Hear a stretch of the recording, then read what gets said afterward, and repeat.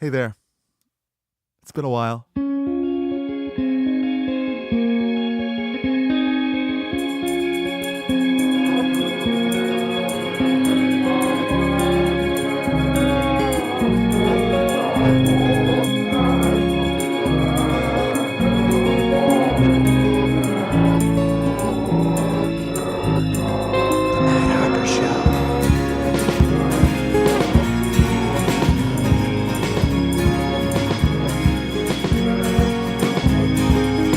Hello and welcome to the Matt Hawker Show. I'm doing it. Here I am. God. So today on the show we're gonna have it's gonna be nice. I went to the doctor yesterday and he said that I was not doing so good, and he said it's probably gonna be my last episode. I'm really glad that I got to share these moments with you guys, and that you were with me until the end. I'm not trying to cry. It's just it's meant a lot to me, and you all mean a lot to me, and I don't want to go. I'm not ready to go. I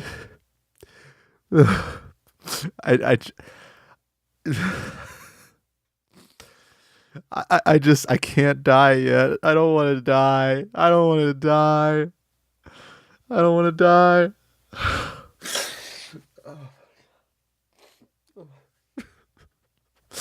There's so many things I had to do. And he says there's not much longer. It'll only be another week until I'm bedridden.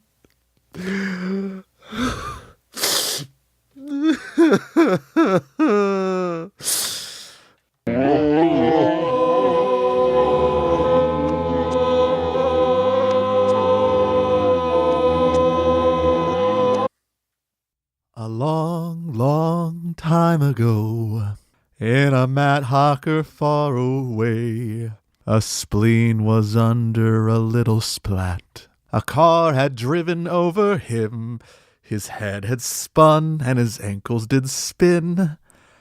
And maybe there was a driver who had a little smack. This guy, he was known for his tricks. He did them in an alleyway. But on that day, no one came to see him wiggle his junk. Oh, Matt, he did die today. Just a funny guy yesterday, now he's just a dead brain. And they looked at him and they said, oh, well, this guy's probably going to hell. This guy's probably going to hell. Da, da, da, da, da, da. And when you look at him, you see that the interview's about to begin. This song's not going Anywhere, da da da da. It sounds quite awkward here with no music backing in your ear. You see, all vocalists, they sound real sad when you remove the tunes, da da da. So anyway, here's the interview. Ba-da!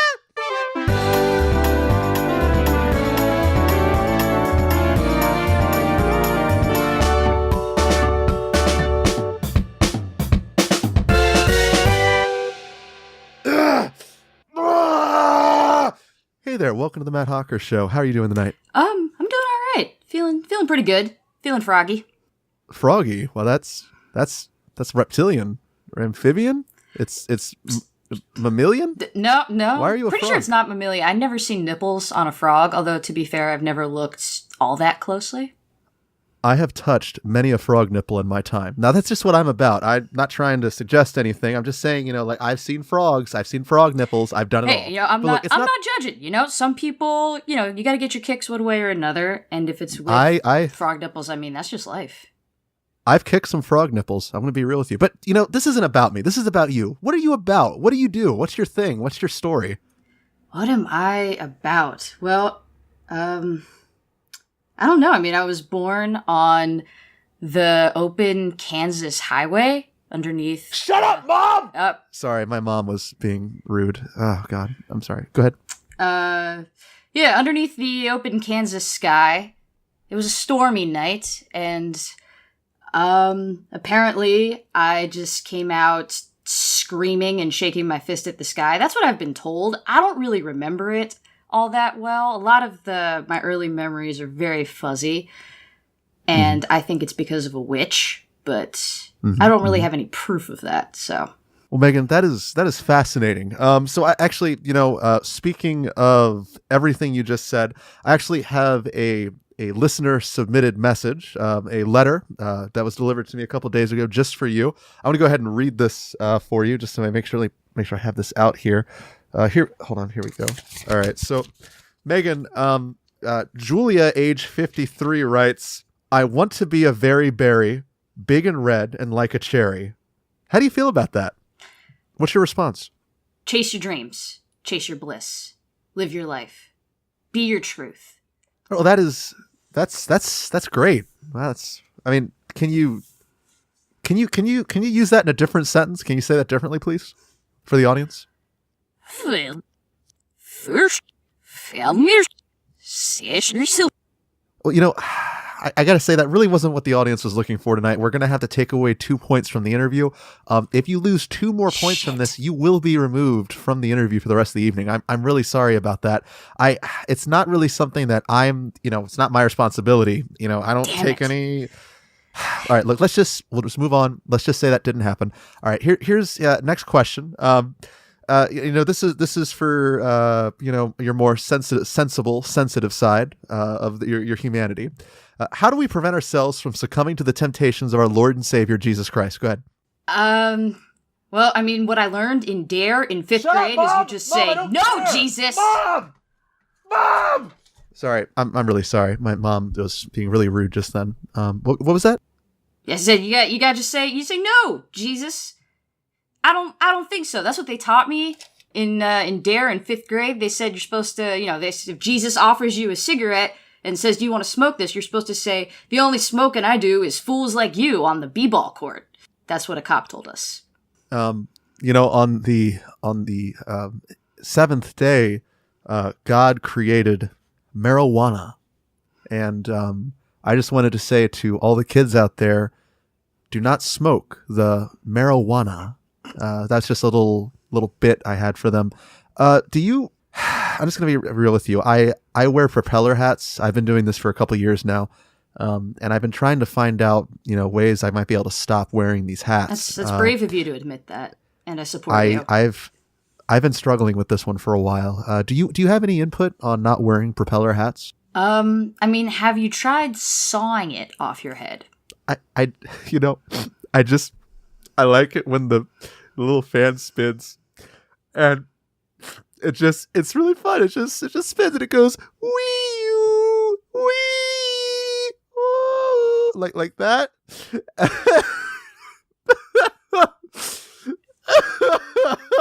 love how it spins. Shut up, Mom.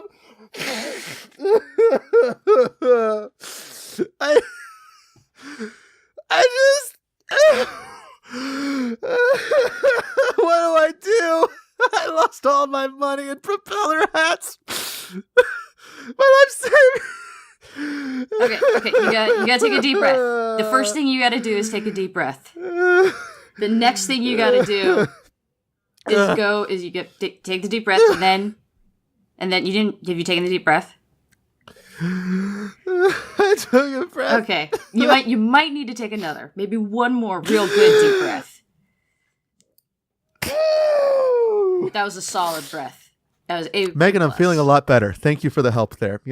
I didn't think I was going to get through that, but with your sturdy help and your graceful hand and your soothing voice, I was able to overcome those odds. And by overcome, I mean overcome. I overcame those odds, Megan. You overcame and the tonight, crap out of them. I wanted to reward you with a $15 Applebee's gift card that is usable until approximately 3 seconds from now, and it's up. So that's unfortunate, but I really appreciate what you did there, and I wanted to thank you from the bottom of my heart. I know that was a lot to handle. You see things like that every day, and you got to do what you can. Help out your friends. Be a good, you've been on the person. force for a few years now, right? Yeah, and it never gets any easier. And you see all kinds of things, and you go home, and your wife asks you, what you want for dinner, and you just have to tell her that, I can't handle this now. I can't be asked these kind of questions. I go out every day, and I'm on those front lines, and I don't want the meatloaf, okay? Like, you can decide if it's gonna be a meatloaf night or a chicken night. I watched a man bleed to death. Yeah. I felt bad that, I didn't do anything, but, David Caruso seemed like he had it under control. I imagine so. But, anyway, look, I just have one more question for you, and we'll go ahead and we'll go out to a singer in a smoky room here. Do you think that puppy bodies can be interchangeable with starving children in foreign countries? Like, do you think we could ship them out and put them in the dogs here to give them a better life?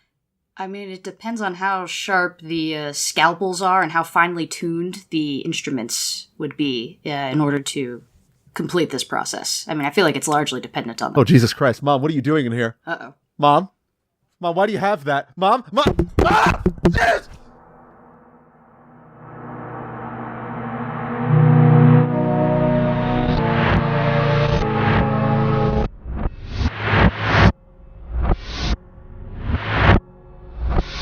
That was exciting.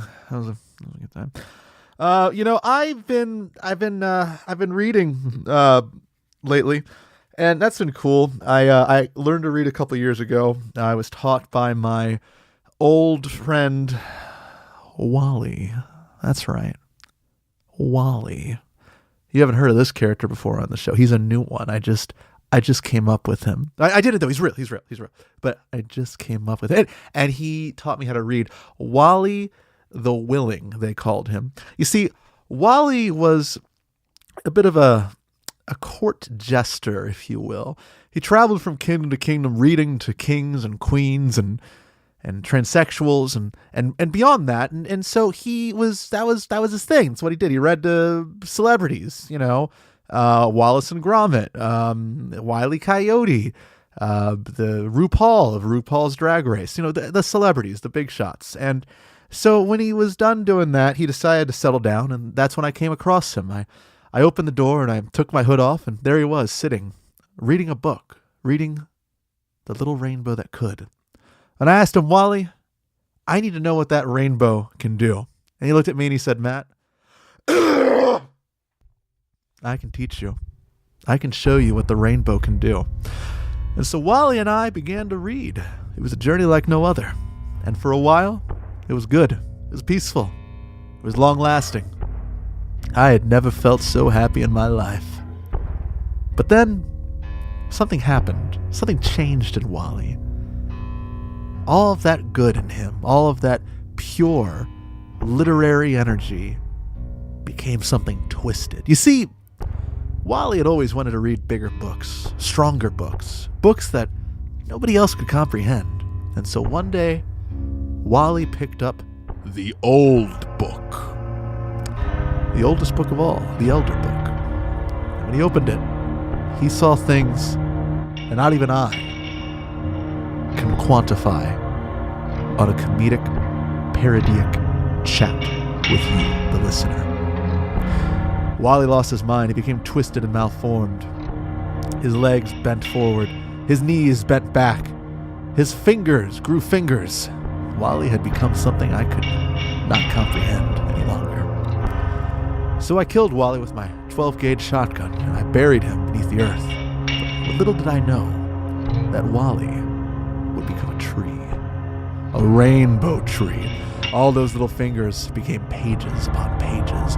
Written text spread and succumbed to the pressures of the earth, bending and twisting against the gravital formations of that which we believe we understand. See, Wally had become something beyond the ordinary, beyond this realm, and so, in order to be understood and visualized, he had to twist himself, become that which we know. Wally had become a gift, if you will, to those seeking madness. Thousands gathered, hoping to restore themselves from their previous human forms, their lives filled with droll activities and wasted potential. And so they dug into the earth under Wally and ate his roots, and the roots went through them and became them. And these people became Wally. I hadn't realized what I had done yet because I was busy recording the first 20 episodes of the show. But after that, it was then that I knew that I had to stop Wally once and for all. So I called Wacky Larry and asked for his fastest mattress. And it was very slow because mattresses don't move. So I walked, and I found Wally the tree. And I said, Wally, what are you doing? Killing all these people? Your branches have become twisted and malformed, an amalgamation of human flesh and page, bending and twisting against time and space itself. You're not even written word anymore, Wally. Can you even read written word? Do you know what that is, Wally? Can you understand what I'm saying? Is any of this getting through to you, Wally? The consciousness of Earth laughed and chortled and spat seeds upon me. I flicked them off my face quickly. I knew his game. I knew what he wanted to do. I said, no, Wally. No. No. And I swatted Wally with the newspaper. Wally, who had never read the Washington Post, quickly absorbed it. And then something happened in him. Something spectacular. Wally became the mainstream media. And nobody cared about him anymore. It was lame. Polling suggests that most people don't really listen to the mainstream media any longer. They sort of distrust it. And so people stopped showing up and Wally withered and died. And, he tried for a while to, sell advertising space to try to keep things going. And, he made some profit. But in the end, it just wasn't enough. People just don't like Big Brother media. They're just not a fan of it. And Wally represented that, frankly. That's what he had become, and it's just who Wally is. It's I'm not trying to, you know what I mean? You know what I'm saying? So let's dive into that. Let's just dive into that a little bit. Let's dive into the mainstream media. Let's get into the mainstream media. I am tired of the mainstream media.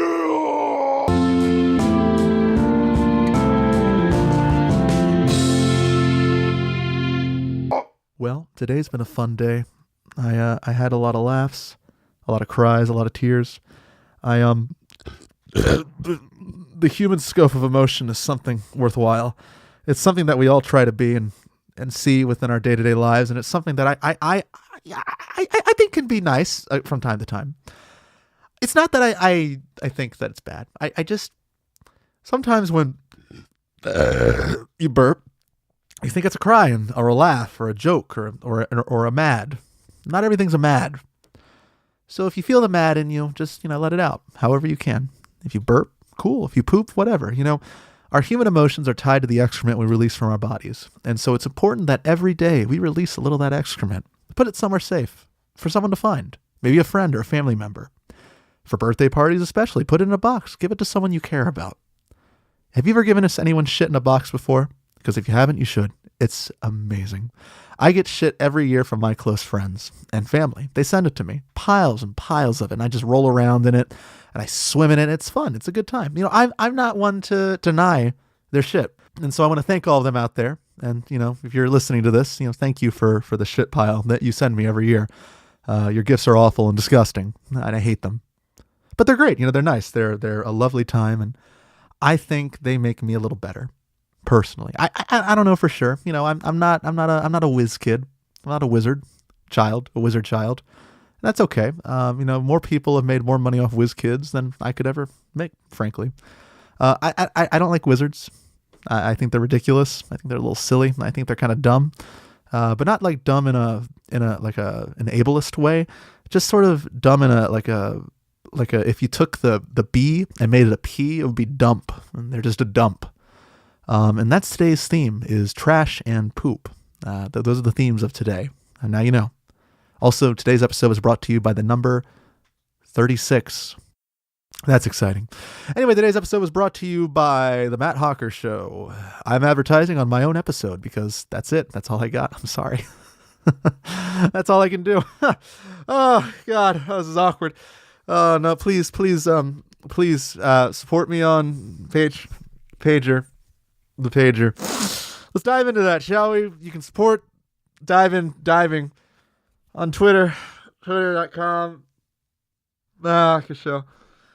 And Facebook, it's there.